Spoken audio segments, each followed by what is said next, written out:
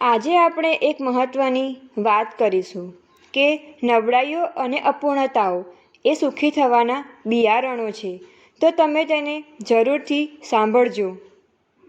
જો તમારામાં નબળાઈઓ અને અપૂર્ણતાઓ હોય અને તમે સતત એનાથી જાગૃત હો, તો તમે ખરેખર સાચા અર્થમાં ભાગ્યશાળી છો. એક કહેવત છે જે જણાવે છે, અવાજ કરતું બાણું લાંબો સમય ટકી રહે છે. એનો અર્થ એવો છે કે માણસને તંદુરસ્તીના પ્રશ્નો હોય અથવા શારીરિક નબળાઈઓ હોય તો તે વધારે લાંબુ જીવે છે, કારણ કે તેઓ તેમના શરીરની વધારે કાળજી કરતા હોય છે.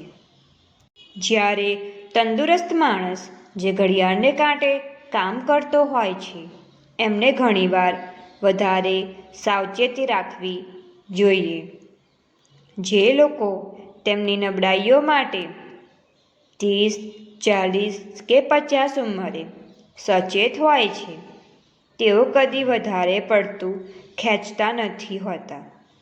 એનો અર્થ એ છે કે તેમનામાં હજુ બિનખેડાયેલી શક્તિ વધુ વિકાસ માટે બાકી છે. મોટાભાગના લોકોને જુદા જુદા ઘણા પ્રશ્નો હોય છે, જે ચિંતાઓ અને ઊંડી વ્યથાઓ કે સંતાપો માટે કારણભૂત હોય છે, પણ એ બધાને તમારા આગળ ઉપરના વિકાસ માટેના સકારાત્મક ઉત્સાહ માટેના મૂળભૂત બીજો છે, એમ તમે માનો. જો તમારામાં નબળાઈઓ અને અપૂર્ણતાઓ હોય અને તમે સતત તેનાથી જાગૃત હો, તો તમે ખરેખર સાચા અર્થમાં ભાગ્યશાળી છો. એક કહેવત છે જે જણાવે છે, અવાજ કરતું બારણું લાંબો સમય ટકી રહે છે. એનો અર્થ એવો છે કે માણસને તંદુરસ્તીના પ્રશ્નો હોય અથવા શારીરિક નબળાઈઓ હોય, તે વધારે લાંબુ જીવે છે, કારણ કે તેઓ તેમના શરીરની વધારે કાળજી કરતા હોય છે.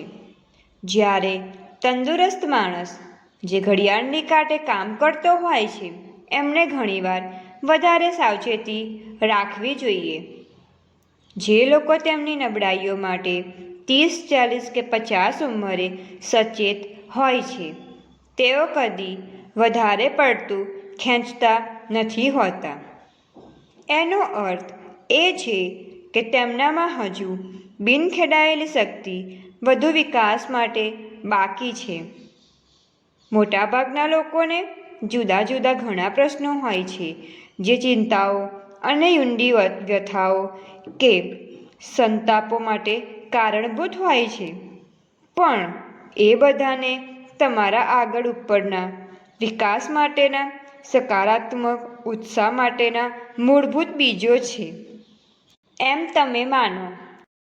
જો કોઈ વ્યક્તિ 60 કે 70ની ઉંમરે પહોંચી હોય છતાં હજુ એમની કુશળતાઓ અને શક્તિઓ માટે સંતાપો અને ગ્રંથિઓને કારણે વિચારતી હોય છે, મારી હજુ ઘણું શીખવાની જરૂરી છે, હજુ મારી કુશળતા ઘણી ઓછી છે, અથવા હું ખરેખર બહુ બેદરકાર છું, આવી વિચારણા માણસને અપવાદરૂપે સારો બનાવે છે.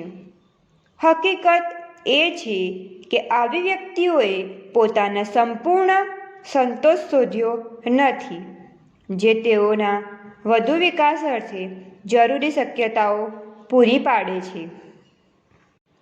માણસ જ્યારે નવી વસ્તુઓ શીખે છે અને જીવન દરમિયાન જુદા જુદા અનુભવો સંચય થાય છે, ત્યારે તેમને સમજાય છે કે દેખાતા વિરોધોમાં જ સફળતા અને વિકાસના બીજો મળી આવે છે. દાખલા તરીકે, યુવાન માણસો શારીરિક રીતે સ્વસ્થ હોય છે અને સંવેદનાઓ ઘણી તીવ્ર હોય છે, પણ જ્ઞાન અને અનુભવની ઉણપને લીધે તેમને ગેરલાભ થાય છે. જ્યારે તેઓ વૃદ્ધાવસ્થે પહોંચે છે ત્યારે તે શારીરિક રીતે નબળા થતા જાય છે, માનસિક રીતે મજબૂતાઈ વધતી જાય છે, પણ સંવેદનાઓ થોડી ક્ષીણ થતી જાય છે. આમ છતાં તેઓ શારીરિક ક્ષમતા અને સંવેદનાઓ ગુમાવે છે, જે યુવાનીના લક્ષણો છે, પણ એની ખોટ વધુ ડહાપણ અને અનુભવોની સમૃદ્ધિથી પૂરાઈ જાય છે. એ જ રીતે માણસની શક્તિઓ જીવનમાં એક તબક્કે વિરોધોમાંથી પાછળના તબક્કામાં સરભર થઈ રહે છે. મોટાભાગના કિસ્સાઓમાં તમને જણાશે કે જે શક્તિઓ અત્યારે તમારી પાસે નથી, તે તમારી પાસે અત્યારે જે છે તેના સામે છેડે રહેલી છે. આ એ શક્તિ છે જે તમને ભવિષ્યમાં પોષશે અને આગળ લઈ જશે. સફળતાના ઘટકો તમારી કુશળતાઓ અને માનસિક શક્તિઓમાં સામાન્ય રીતે મળી આવે છે, પણ ભવિષ્યની સફળતા ઘણીવાર તમારી તાકાતની વિરુદ્ધ બાજુએ મળી આવે છે. એટલે હંમેશા યાદ રાખજે, જે બીજો તમારે ભવિષ્યમાં માર્ગદર્શન કરવાના છે તે તમારી હાલની શક્તિઓના વિરુદ્ધ પાસાઓમાં જોવા મળે છે. તો મનથી મક્કમ થવું એ આપણા જીવનનો મુખ્ય ધ્યેય છે. એના વિશે હું એક વાર્તા કહીશ. ગૌતમ બુદ્ધ એક દિવસ કેરીના ઝાડ નીચે બેસીને ધ્યાન કરી રહ્યા હતા. તે વૃક્ષ ઉપર મોટી મોટી કેરીઓ હતી. ત્યાં જ થોડા બાળકો પણ રમતા રમતા પહોંચી ગયા. બાળકોએ કેરી જોઈ ત્યારે તેમણે ઝાડ ઉપર પથ્થર મારવાનું શરૂ કરી દીધું. ત્યારે એક પથ્થર બુદ્ધ ભગવાનના માથા ઉપર લાગ્યો. તેમના માથામાંથી લોહી વહેવાનું શરૂ થઈ ગયું. બુદ્ધ કંઈ વિચારે તે પહેલાં બાળક તેમની પાસે પહોંચી ગયો. લોહી વહેતું જોઈને બધા બાળકો ડરી ગયા. તેઓ બુદ્ધ પાસે માફી માંગવા લાગ્યા. બાળકોએ કહ્યું, અમને માફ કરી દો.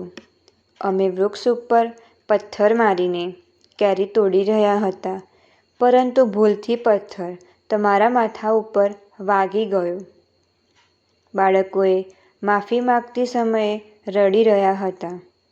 બાળકો જેવા પગે લાગ્યા, બુદ્ધે બાળકોને ઊભા કર્યા.